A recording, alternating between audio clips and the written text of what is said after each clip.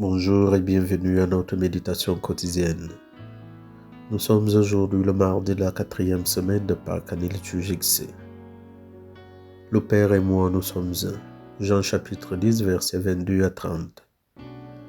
Le contexte liturgique de notre récit est clairement défini. Il s'agit de la fête de la Hanouka, ou dédicace, qui commémore la nouvelle consécration de l'autel du temple en 164 avant notre ère, après sa profanation par Antiochus Épiphane. Jésus se promène librement dans la maison de son Père le long de la galerie, côté est du temple. Il est seul et il prie. Et voilà que de manière inattendue, un groupe de Juifs l'encercle et le somme de se prononcer sur son identité. La brutalité de l'intervention ne laisse aucun doute sur son caractère malveillant. Plus que des interlocuteurs, ces hommes sont des juges qui, selon la procédure de l'époque, encerclent l'accusé pour l'interroger avant de prononcer la sentence. Si tu es le Messie, dis-le-nous ouvertement. Certes, Jésus n'a pas utilisé ce terme explicitement à cause de sa récupération politique, mais il n'a pas cessé de le revendiquer implicitement à travers les œuvres qu'il accomplit au nom de son Père et qui le désire comme tel. D'ailleurs, si les Juifs n'avaient pas pressenti la pédagogie du Seigneur, leur question n'aurait pas de sens. Elle est donc un aveu. Ils demandent confirmation de ce qu'ils ont compris afin d'en user comme d'un argument décisif dans le procès qui se prépare. Désolé de l'endurcissement du cœur de ses interlocuteurs, Jésus les renvoie non seulement à sa parole, je vous l'ai dit, mais aussi à leur attitude. Vous ne croyez pas. La révélation divine se présente toujours comme un événement historique, une intervention de Dieu au cœur même de l'histoire. Cependant, seul l'Esprit Saint peut nous permettre d'interpréter authentiquement les paroles que Dieu nous adresse. La foi est l'accueil de cette illumination surnaturelle qui révèle le sens des événements dans lesquels Dieu s'adresse à nous. Jésus est l'événement ultime, l'intervention salvifique ultime de Dieu.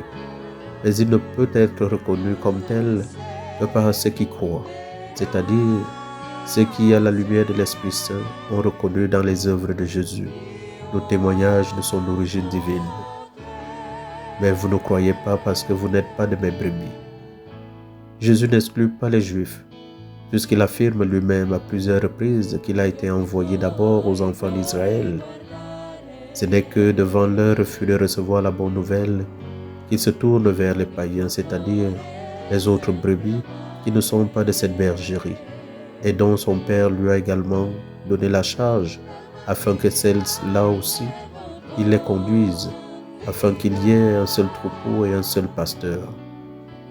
La preuve que ces interlocuteurs ne sont pas de son troupeau, c'est qu'ils ne le reconnaissent pas et ne reconnaissent donc pas sa voix.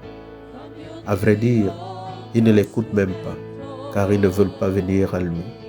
Ils refusent de se laisser rassembler par la voix du Père, qui seul peut leur donner la vie en abondance.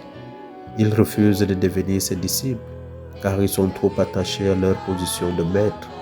Aveuglés par leurs ambitions personnelles, ils sont incapables de discerner le temps de la venue du Messie, eux qui étaient pourtant chargés de conduire le peuple jusqu'à lui. Mes brebis, elles écoutent ma voix. Moi je les connais et elles me connaissent. Et dans cette communion d'amour qui les unit à moi, je leur communique ma propre vie. Ainsi, elles ne périront jamais et vivront éternellement, car personne ne peut rien arracher de ma main. De même que Jésus est dans la main du Père, et que personne ne peut rien arracher de la main du Père, ainsi les brebis qui se réfugient dans la main du Fils se trouvent-elles aussi sous la protection de celui qui est plus grand que tout, c'est-à-dire Dieu lui-même. Jésus précise enfin que l'unité de l'action du Père et du Fils découle ultimement de l'unité de leur être.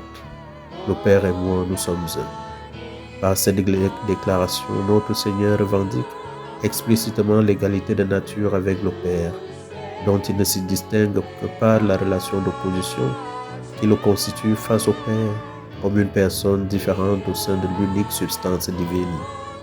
Quant à la personne de l'Esprit, elle est suggérée par la vie éternelle que le Fils partage avec le Père et qu'il promet de donner à ceux qui, par la foi, s'uniront à lui comme lui-même est uni au Père.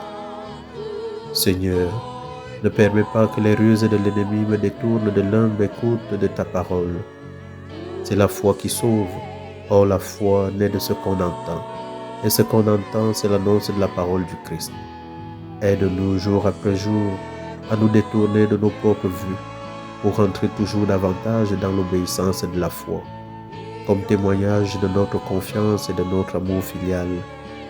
Nous connaîtrons alors, nous aussi, la joie du salut et nous pourrons